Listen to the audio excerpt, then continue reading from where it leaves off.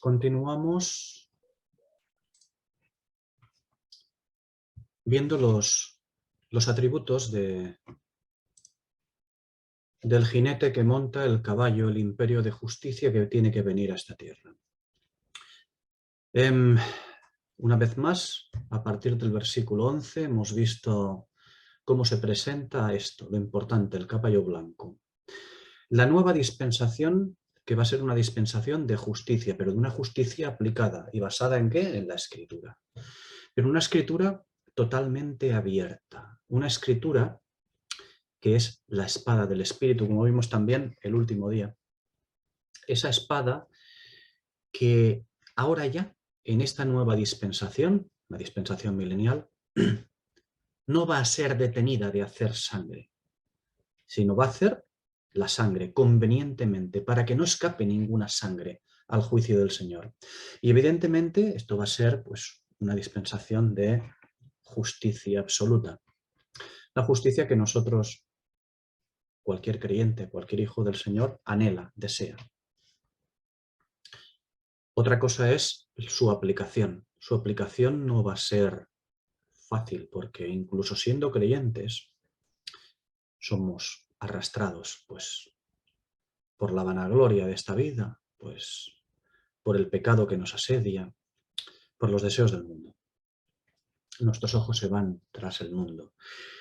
Pero cuando llegue aquel momento, estaremos nosotros en una condición especial, no así las naciones, porque la condición que tendrán las naciones será exactamente lo mismo que tendrá el reino, un imperio de justicia, la escritura absolutamente abierta y la escritura aplicándose. Lo que ocurre que para un creyente, en aquel tiempo, en el reino, la escritura será algo maravilloso, algo único. Será el gran deseo cumplido. Será Mateo 5, creo que el versículo 4 o el versículo 8. Bienaventurados los que tienen hambre y sed de justicia, porque ellos serán saciados. Y ese será el tiempo en el cual habrá saciedad de justicia. Los moradores del reino, sus súbditos, tendrán gozo y alegría, como dice Isaías 65, gozo y alegría. Y los habitantes de la tierra, aquellos que estarán en las naciones y por lo tanto tendrán un gobierno bajo vara de hierro, ¿qué es lo que tendrán? Bueno, pues exactamente lo mismo que el reino, los súbditos del reino. Tendrán un reino de justicia. Con la diferencia de que para los súbditos del reino será algo maravilloso, gozo y alegría. Pero para los que no quieren aceptar el maná, para aquellos que no quieren recibir la escritura, no será más que una dictadura. En medio de justicia, sí, pero la gente no anhela, no desea la justicia. El mundo, las gentes del mundo no quieren la justicia, quieren su propia justicia. La ley del embudo, siempre así. Por lo tanto, será una carga muy grande para ellos. Bien, digo que el Señor trae el reino de justicia y bueno, hemos visto estos días pasados, hemos comenzado a ver, aparte del reino que quedó, perdón, el imperio de justicia que quedó plenamente establecido y lo vimos claro. Lo que sí que vimos fue en el versículo 14 los ejércitos celestiales vestidos de lino fino. Es decir, los que van a venir con él a hacer justicia y juicio. ¿Por medio de qué? De la escritura, de la palabra. Los que vienen vestidos de lino fino, evidentemente en caballos blancos, a semejanza del fiel y verdadero, vienen a hacer lo mismo. A traer una justicia, tienen en sí una justicia delegada, lo que van a aplicar. ¿Cómo se aplica esa justicia? Bueno, ya lo hemos dicho en anteriores días. Es la misma escritura, la escritura abierta. La esposa, vestida de lino fino, monta en caballo blanco. Van a ser los responsables de la enseñanza, pero de una enseñanza que va a tener consecuencias para las naciones, para las personas de las naciones, pues no van a poder alienarse de esa enseñanza. Esa misma enseñanza va a ser ley, va a ser justicia, juicio. Es por ello que lo que viene a hacer la esposa, los que vienen vestidos de lino fino, esos ejércitos celestiales, vienen a juzgar. Dar la escritura, enseñar la escritura en aquel tiempo, en el milenio, representará juzgar. El próximo capítulo veremos también un poco más todo esto. Bueno, inmediatamente continúa hablando de los atributos de aquel que monta el caballo, de aquel el que es el jinete del caballo. Y sus atributos, pues los vimos como que él es el que pisa el lagar del furor, pero también el lagar de la ira de Dios, las dos cosas. No solamente el que habla de la indignación de Dios, no es solamente el que se hace eco de la indignación de Dios, sino también el que trae la venganza ejecutiva, es decir, la acción. La escritura, no en su forma de lagar del furor de Dios, sino la escritura ya en su forma de la ira de Dios, es decir, la escritura aplicada. Anteriormente, el lagar del furor de Dios vimos que era lo que la escritura muestra acerca de la inmundicia, las inmundicias mostradas por la escritura, sin acción ejecutiva, sin venganza, sin aplicación de juicio y justicia. Pero cuando llegamos al versículo 15 de este capítulo 19, vemos que él no solamente pisa el lagar del vino del furor, como en Apocalipsis 14 y 15, y después visto en Apocalipsis también 16, sino que aquí ya es el que pisa también el lagar de la ira del Dios Todopoderoso. Y la ira es acción ejecutiva. Una vez más, el lagar del furor muestra, manifiesta las sangres. El lagar de la ira no solo las manifiesta, sino que actúa contra ellas. Ahora no es el tiempo de la manifestación, pero en este versículo 15 de Apocalipsis 19, cuando llegue este tiempo, cuando llegue el tiempo del establecimiento del imperio de la justicia, del reino de justicia a todas las naciones, entonces sí habrá aplicación de esa justicia de la ira. Bien.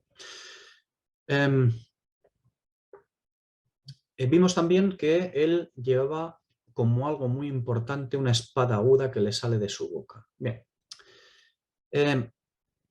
La espada que le sale de la boca es evidentemente la escritura, ¿no?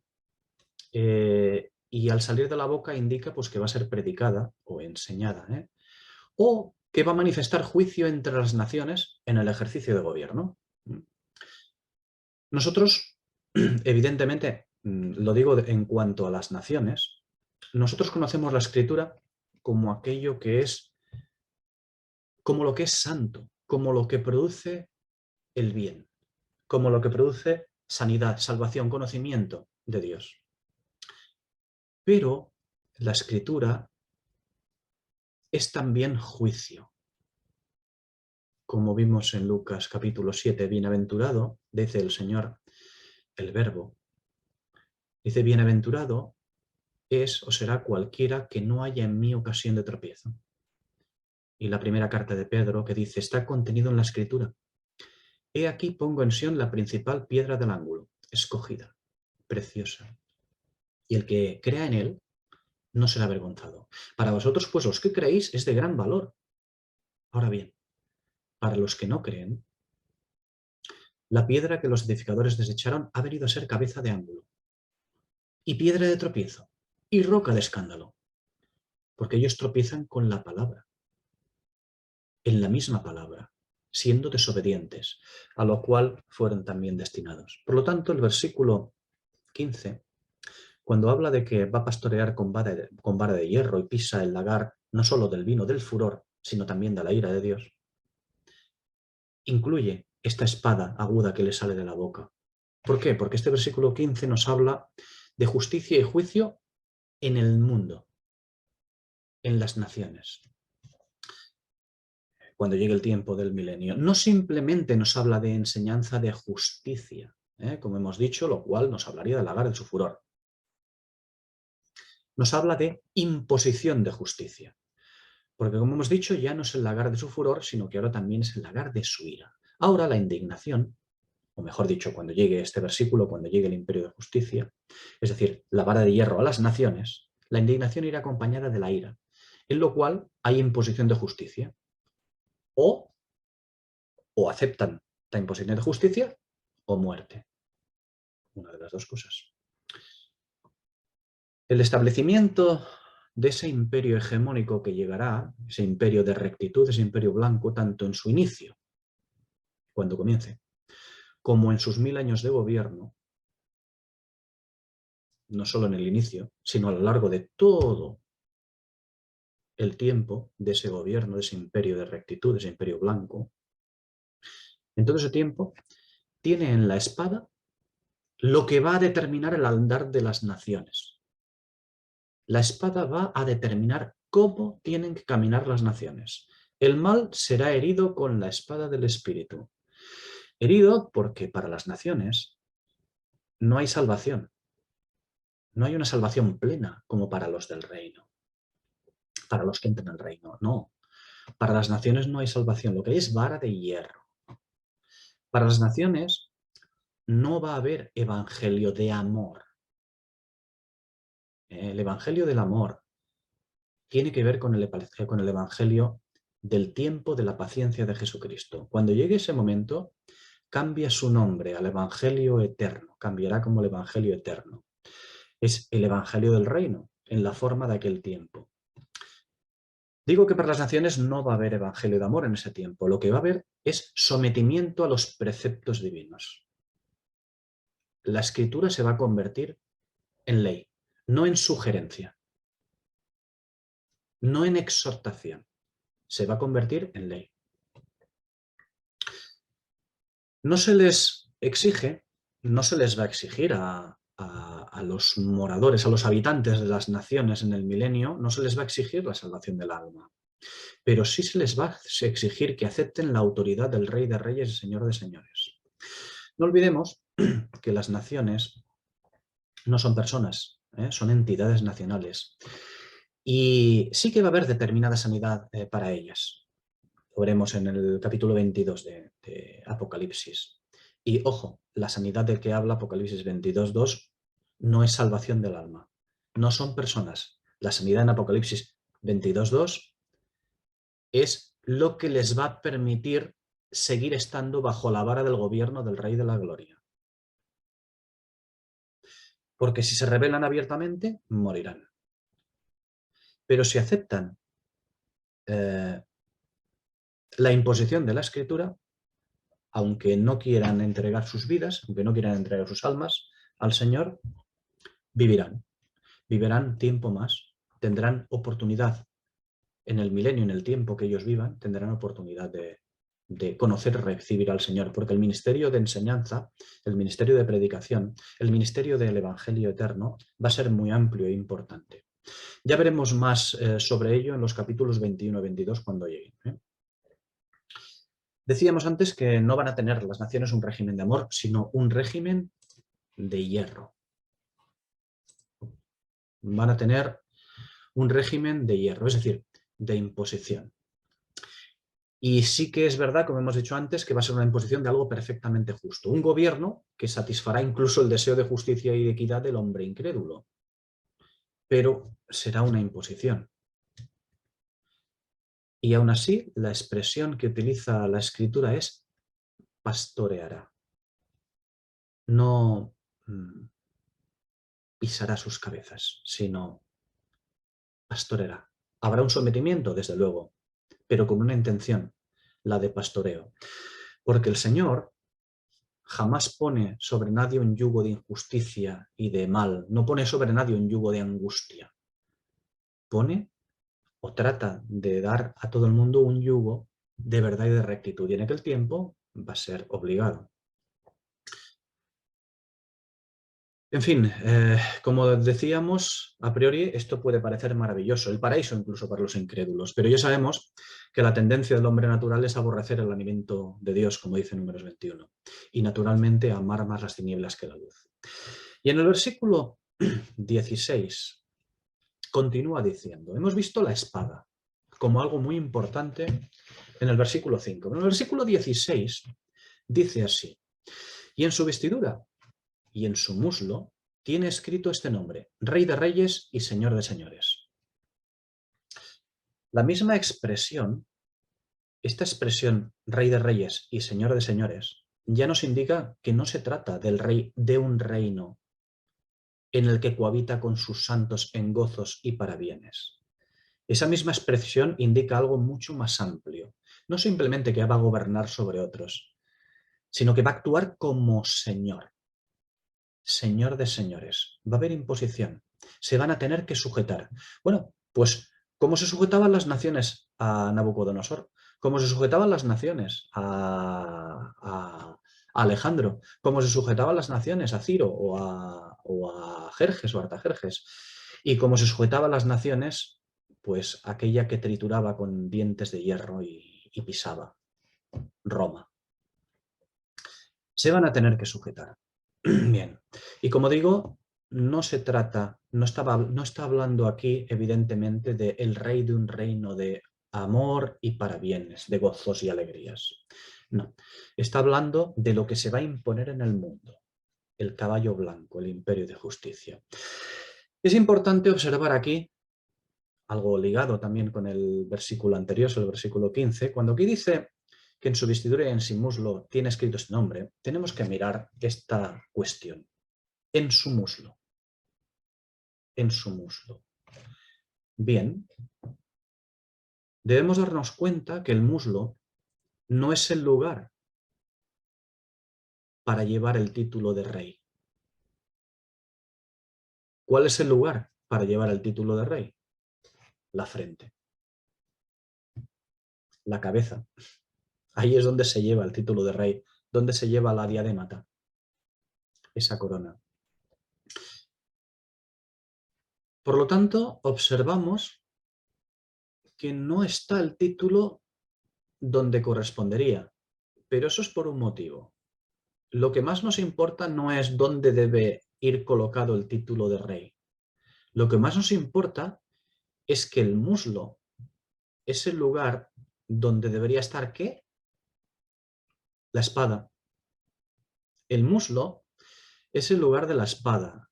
Es donde debería estar la espada de aquellos que van a la guerra por el Señor. Eso lo vemos en Éxodo, en el capítulo 32, versículo 27. Incluso en Cantares, en el Cantar de Salomón, en el capítulo 3, versículo 8. Que la espada donde debe estar es en el muslo. La espada de aquellos que van a la guerra por el Señor, en el muslo siempre. Pero, ¿dónde hemos visto la espada, en cambio? La espada la hemos visto saliendo de la boca, no en el muslo. Por lo que, insistimos una vez más, será una espada que va a ser predicada, enseñada o manifestando juicio entre las naciones en el ejercicio de gobierno. El muslo, el lugar que debe ocupar el arma del que pelea por Dios, ha sido ocupado por otra cosa. Un nombre que significa autoridad suprema sobre toda autoridad, sea de naciones o bien sea de potestades, de esas potestades que tienen incidencia en la tierra del mundo milenial, las potestades que van a tener incidencia en la tierra del mundo milenial.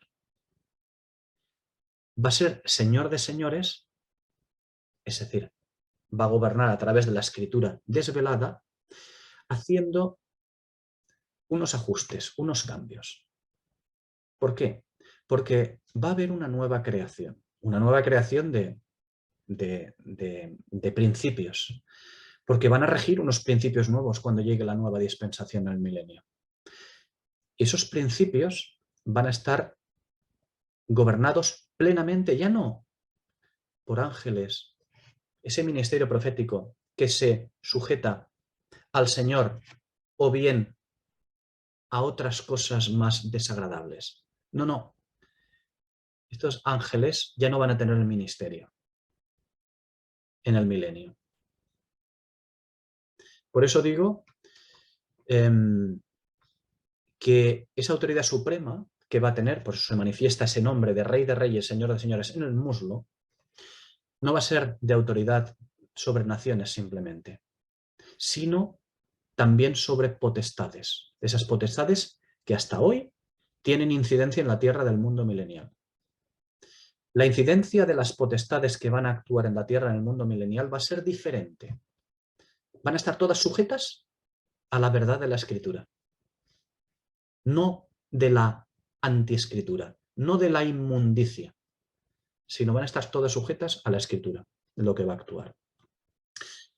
Bien, el muslo nos habla del lugar donde debe estar la espada, al servicio de Dios. ¿Para qué? Para imponerse sobre quienes es blandida. Y en cambio, digo que vemos en su lugar Rey de Reyes y Señores Señores, porque esa expresión es la que toma el ejercicio de desempeño que le corresponde a la espada de manera natural. Y ello nos enseña que Rey de Reyes, Señor de Señores, va a ser una imposición a las naciones, un yugo férreo de hierro. Hemos visto en su muslo, pero también lo vemos en su vestidura. Recordemos que vestidura, aquí vestidura en griego es imatia, es la prenda exterior que cubre o reviste. No es una estola de cuerpo entero, sino la prenda exterior que cubre o reviste. Por lo tanto, dice, esta expresión aquí nos habla de que está revestido de autoridad suprema.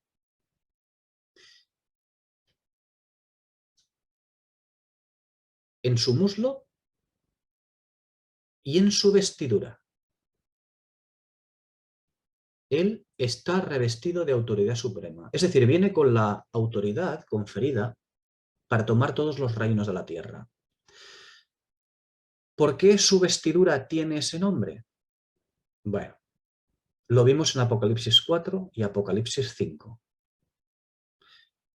Su vestidura tiene este nombre porque tiene derecho de tomarlo. Apocalipsis 4, derecho de creación. Apocalipsis 5, derecho de redención. Por eso es suyo todo. Todos los reinos del mundo van a pasar a sus manos. Ya vimos, cuando observamos el capítulo 4 y el capítulo 5, ya vimos que él tiene derechos, primero porque creó todas las cosas, y ese derecho incluye poder, como dijimos entonces, dunamis. Apocalipsis 4, versículo 11, dunamis, incluye el poder, ese derecho. El poder que nos habla de la necesidad de imposición. Esto ya lo observamos ampliamente en los capítulos precedentes. Pero vimos también que él tiene derechos, conforme a Apocalipsis 5, tiene derechos porque aquello que él creó también lo redimió. Por lo tanto, derechos de redención. Y nuevamente ese derecho incluía también el poder. Desgraciadamente, que iba a tener que imponerse también para ostentar ese derecho. Lo vimos en Apocalipsis 5.12. En el Apocalipsis 5.13 puso el colofón extendiendo su dominio a todas las cosas visibles e invisibles. Por lo tanto, decimos, como decía antes, no solamente va a ejercer autoridad sobre las naciones, va a ejercer autoridad sobre las cosas visibles e invisibles, sobre toda potestad que tiene ya hoy y que tendrá entonces incidencia en la tierra del mundo milenial. En su vestidura y en su muslo. Hemos visto en su muslo y hemos visto en su vestidura. Ahora la expresión conjunta, en su vestidura y en su muslo. Él es, a su vez, heredero de aquel a quien se le prometió el trono de Israel. Primer libro de Reyes, capítulo 9, versículo 5. Pero también es descendiente de una gentil. Y ramera, por cierto, fue Rahab. Y es aquel que debe tomar el reino de manos de los gentiles, aquel que le fue entregado a Nabucodonosor hasta que la piedra, la cual es Cristo, que vimos en Hechos 4, 11, hasta que aquella piedra desmenuzase y consumiese el reino de los gentiles, y así asuma, cuando llegue, ese trono también, al de los gentiles. Daniel 2:44 y Daniel 7:27. Por lo tanto, el trono judío y también el trono gentil. Porque el reino debía de haberlo mantenido Israel, debía haberlo mantenido Israel como nación de Dios, con supremacía sobre las naciones, algo que vimos en Isaías 61. Algo que hasta una gentil en época del Señor entendía perfectamente, que el reino debía haberlo mantenido Israel, pues como nación de Dios con supremacía sobre las naciones. Debía haberlo mantenido así. A Israel era dado el reino. Y las naciones debían haber estado sujetas a Israel. Y eso lo entendía, como digo, hasta una gentil de la época del Señor, en Mateo 7, versículos 27-28. Pero ¿qué ocurrió? El reino y su supremacía fueron entregados a los gentiles hasta que el tiempo de la restauración de todas las cosas venga. Esto lo vemos en Jeremías 28:14, en Daniel 5:18 y en Daniel 2:37, con el reino, la supremacía, entregado a Nabucodonosor. La cabeza de oro de la estatua, ¿cuál es Nabucodonosor? La cabeza de oro de la estatua e inaugurador del tiempo de los gentiles. Romanos 11:25. Inaugurador del imperio y de la supremacía gentil.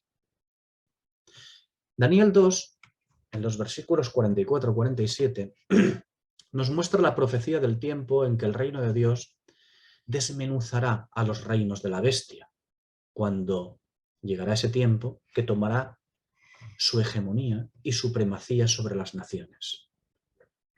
Es el tiempo en que el Señor hará resurgir el trono de David, poniéndolo como cabeza suprema sobre las naciones, porque asumirá el trono de David, pero asumirá también el trono de Nabucodonosor.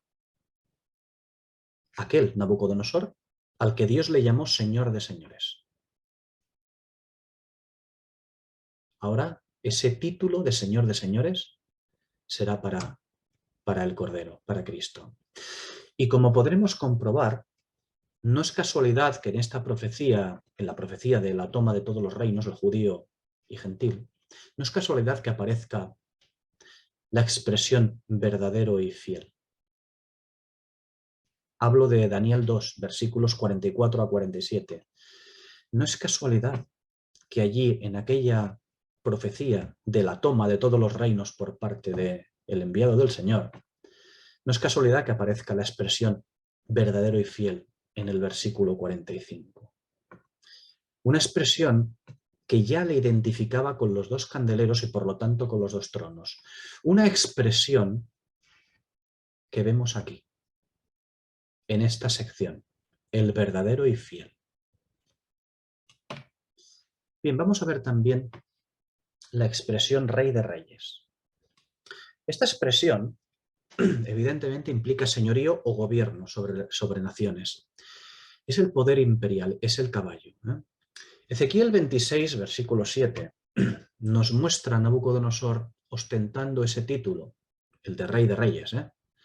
Nos muestra a Nabucodonosor ostentando ese título como depositario momentáneo del reino hegemónico en la tierra. Ese título tiene que pasar a otro.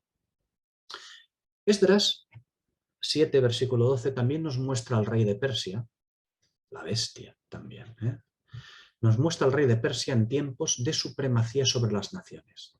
Daniel 2:37 reconoce ese título a Nabucodonosor y se le reconoce siéndole otorgado por el cielo, no porque Nabucodonosor lo haya asumido porque sí, no, sino porque Dios se lo entregó. Daniel 2:37 se lo reconoce siéndole otorgado por el cielo.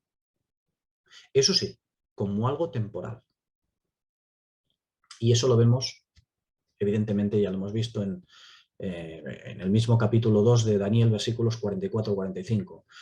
Pues los pactos hablan de un reino, imperio, supremacía, da igual, hablan de un reino definitivo comandado por la casa de David, no de Nabucodonosor, comandado por la casa de David.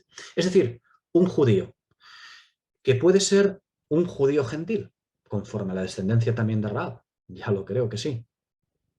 Puede serlo, pero nunca un gentil a secas. Eso no lo será nunca.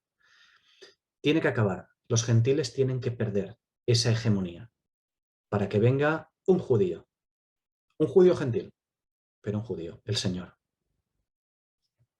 a tomar lo que es suyo.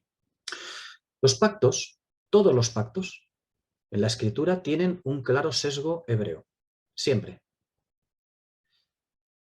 Pues el heredero del reino siempre será el pueblo de Israel. Por eso, todos los pactos tienen un claro sesgo hebreo, ¿no?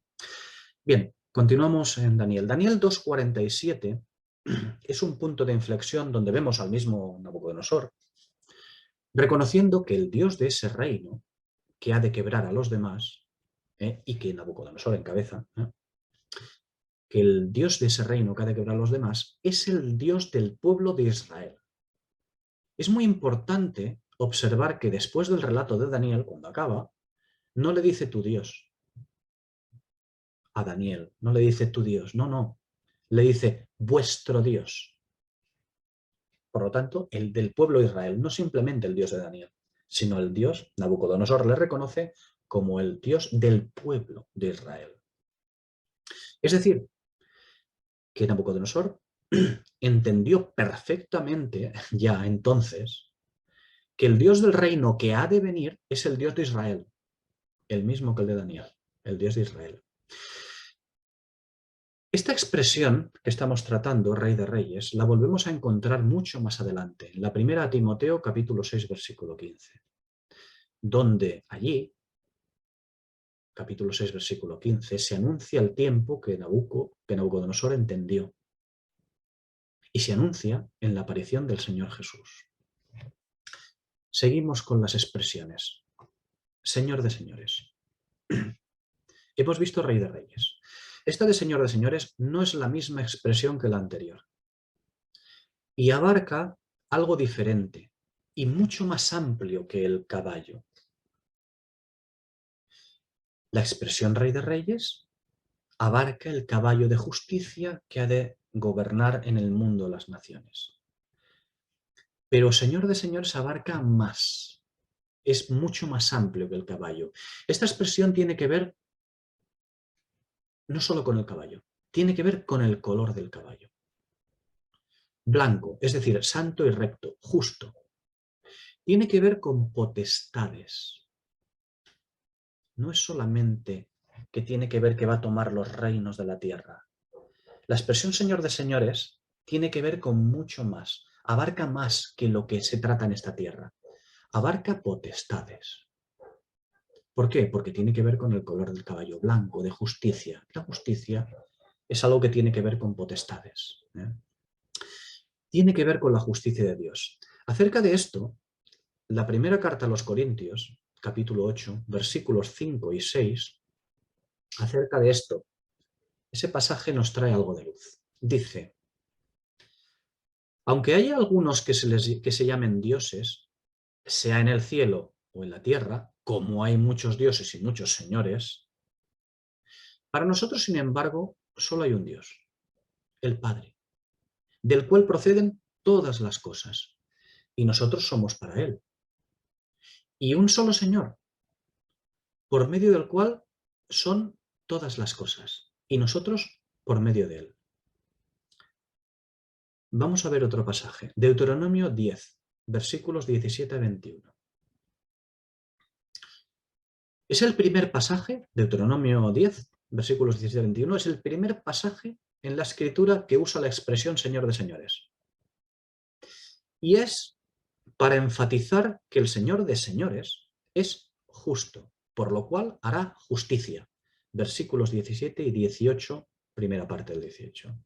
Y también es misericordioso, segunda parte del versículo 18 y el versículo 19.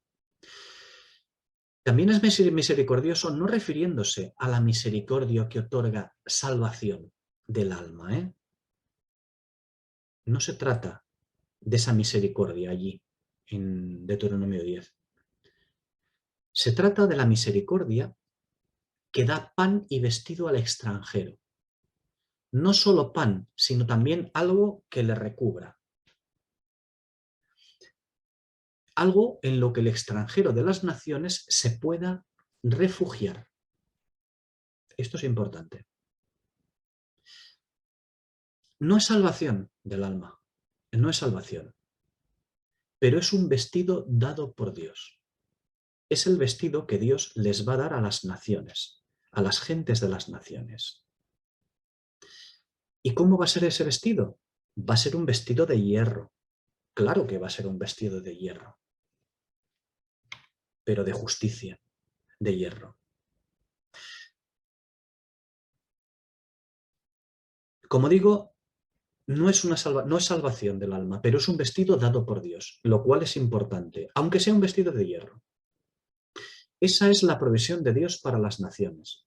Y las naciones harán bien en valorarla, que aunque sea un vestido de hierro, harán bien en valorarla cuando llegue el momento en que es un vestido de Dios. Si lo aceptan, ese vestido de Dios, recibirán pan y vestido, como dice allí, pan y vestido al extranjero. No salvación del alma, pero sí podrán continuar allí. Por eso digo que harán bien en valorarla cuando llegue el momento. Y si aceptan eso, podrán estar más cerca de llegar a aceptar lo que viene después, lo que se predicará, el Evangelio eterno, para salvación, esta vez sí, del alma. Bien, hemos visto la primera vez que se usa este pasaje, esa expresión, Señor de señores, en la Escritura. Hay una segunda. Es la segunda y última ocasión que aparece esta expresión. Es en el Salmo 136, en el versículo 3. Este salmo se divide en 4 partes. El Salmo 136. Los versículos 1 a 9 son los fundamentos.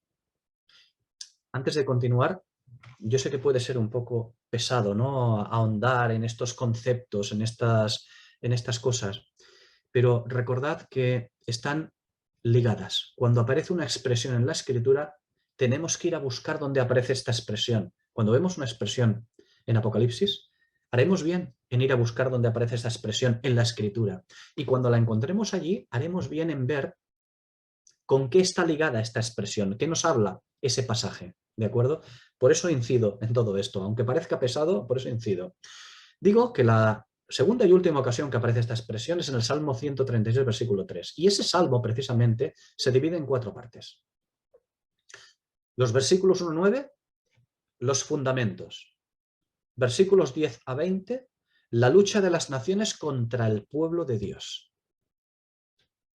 Versículos 21 a 24, la heredad del reino cuando acaba la lucha. Y el versículo 25, que se encarga del alimento de todos, absolutamente todos, sea de una forma o de otra, sea para bien o sea para condenación, sea para heredar el reino o sea para tener un vestido de hierro, no importa. Este Salmo 136 nos recuerda mucho, si recordáis, al 104, que ya tratamos ampliamente en la primera parte de Apocalipsis 19, que vimos. Ya tratamos el Salmo cuando hablaba de todas las cosas, de los pequeños y grandes, si recordáis, y de los principios, los conceptos, los principios, los fundamentos.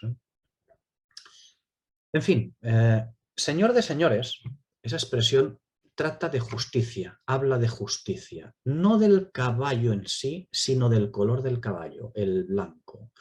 Porque una cosa es el imperio sobre las naciones, el caballo, lo cual está ligado con la expresión rey de reyes. Y otra cosa es la justicia sobre ellas, es decir, el color blanco, la expresión Señor de señores.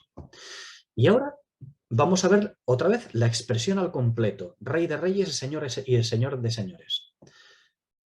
Únicamente 2 pasajes contienen esta expresión. Apocalipsis 17, versículo 14 y Apocalipsis 19, versículo 16 que estamos tratando ahora. Donde el Señor, en ambos, donde el Señor deberá imponer su soberanía y la impondrá. Rey de Reyes y Señor de Señores aglutina ambos conceptos. La imposición del gobierno a las naciones y también la imposición de justicia y rectitud. Una está ligada con lo que va a acontecer en la tierra, de manera física, de manera material. Y la otra expresión está ligada con las potestades, con cómo va a actuar el ministerio profético, esta vez de una manera plenamente escritural. ¿De acuerdo? Bien. Apocalipsis 17:14 ya nos anunció que el reino que viene, bueno, deberá iniciarse con confrontación. No tiene por qué ser estrictamente una batalla humana, pero deberá iniciarse con confrontación.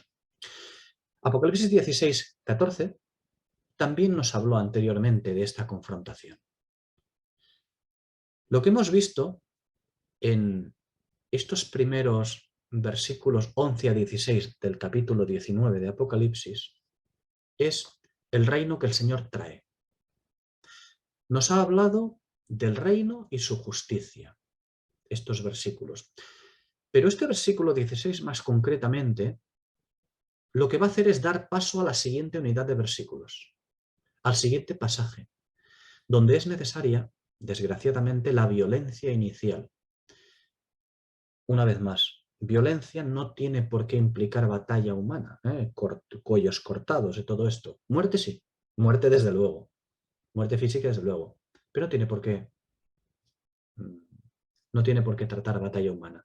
Pero sí es necesaria la violencia inicial, el inicio del reino. El inicio del reino, pues, el inicio de ese milenio, de ese gobierno, pues de manera traumática. Porque el mundo, porque la bestia, el anticristo, porque las gentes de la tierra no van a aceptar otra cosa, no van a querer aceptarlo de buen grado. Por lo tanto, va a ser necesario un inicio traumático para el mundo. Bien, no debemos apartarnos de la simbología vista a lo largo de la escritura. No debe importarnos que las interpretaciones oficiales o semioficiales no coincidan con nuestro estudio. Eso no debe importarnos. Las interpretaciones habituales se saltan olímpicamente la simbología donde les parece bien. Donde les parece bien a ellas, claro. Para aceptar la simbología donde les vuelve a parecer bien. A veces la aceptan y a veces la rechazan, donde les va mejor, según los conceptos que tengan, según sus doctrinas. Bueno, como la época de los jueces, ¿eh? Recordad jueces 17:6 y 21:25, que como no había rey, como aún no tenían rey, igual que ahora, como aún no hay rey que ha sobrevenido, pues hacían lo que bien les parecía, en nuestro idioma, lo que les salía de las narices, lo que les hacía, lo que les daba la gana. Hacían, igual que ahora. Como no hay rey, eso se hace. Y esto es algo que va a cambiar. Cuando haya rey, esto se va a acabar. Se va a acabar de todas. Ya lo hemos visto en estos versículos 11 a 16. Y lo que viene ahora va a ser la violencia inicial, lo que viene a partir de estos versículos. Pero, en fin, no nos dejemos tampoco llevar por la efervescencia del momento, por esa venida del Señor. No nos dejemos llevar por la efervescencia del momento y no nos dejemos llevar por nuestro deseo de justicia. Digo justicia mal dicho, porque el Señor que quisiera que nosotros digamos deseo de justicia. Pero al deseo de justicia, que nosotros lo llamamos así, en realidad lo que quiere nuestra carne es deseo de sangre y venganza. Por eso no nos dejemos llevar por nuestro deseo de sangre y venganza, esa efervescencia del momento. Sigamos en el estudio que tenemos por delante, sigamos con el plan del Espíritu, que es ver su simbología y sus correspondencias. No nos desviemos. A partir de ahora tampoco nos desviemos, como no nos hemos desviado hasta ahora, de la simbología. El caballo es el caballo. Las sangres son las sangres. Tienen que continuar siendo lo mismo. El comer las carnes va a ser otra simbología. Todo tiene su simbología. No nos dejemos llevar, digo, por la efervescencia del momento de lo que viene ahora. No pretendamos ver a partir de ahora sangre y vísceras en el campo de batalla. Digo que vamos a tener que continuar dejándonos guiar por la simbología del espíritu, por la misma que hemos visto hasta ahora. No debemos cambiar la simbología. Y si no la cambiamos, si continuamos viendo lo mismo que hemos visto hasta ahora, esa simbología, nos vamos a enterar. Vamos a recibir lo que el espíritu tiene para nosotros. Y lo que tenemos a partir del versículo 17, los versículos 17 a 21, es el fin del imperio de Satanás. Hasta ahora hemos visto el advenimiento del imperio del Señor, del imperio de justicia. Y ahora lo que vamos a ver de los versículos 17 a 21 es el fin del imperio de Satanás. ¿Cuál es el imperio de Satanás? El imperio de Satanás es aquello que Satanás estableció en Génesis. ¿Recordáis qué es lo que estableció? Lo que estableció es, no hombre, no. No será para tanto. No moriréis. Lo que estableció Satanás fue el discurrir del hombre, el pensar, el actuar, el caminar conforme a la carne.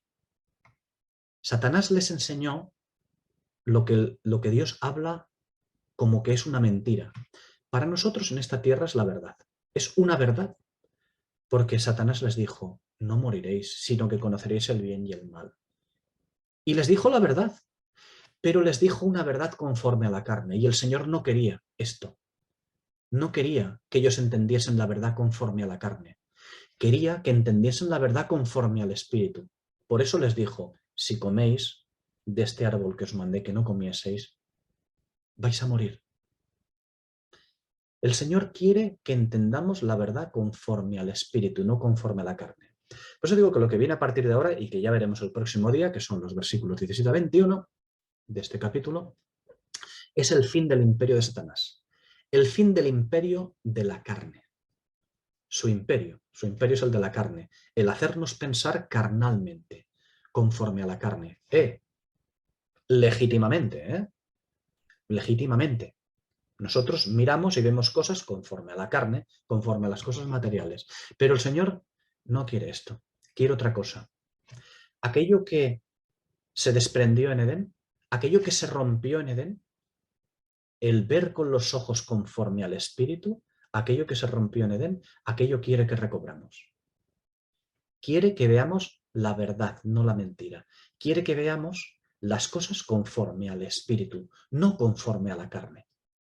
Porque la venida del Señor, cuando el Señor venga, se puede ver con los ojos de la carne. Y dirá, ¿es mentira? No, estamos viendo la venida del Señor, pero será conforme a la carne. Y nosotros debemos de ver la venida del Señor conforme al Espíritu. Es decir, con todo aquello que se ha explicado en estos versículos anteriores. ¿Con qué es lo que trae? ¿Qué representan ese control de las potestades por parte del Señor? ¿Qué representan esos atributos? ¿Qué es lo que va a hacer? Porque la verdad del Espíritu es lo que va a imperar, no la verdad de la carne, que va a ser destruida. Lo veremos a partir del próximo día en el versículo 17 y 18, los primeros que tocaremos, si el Señor quiere.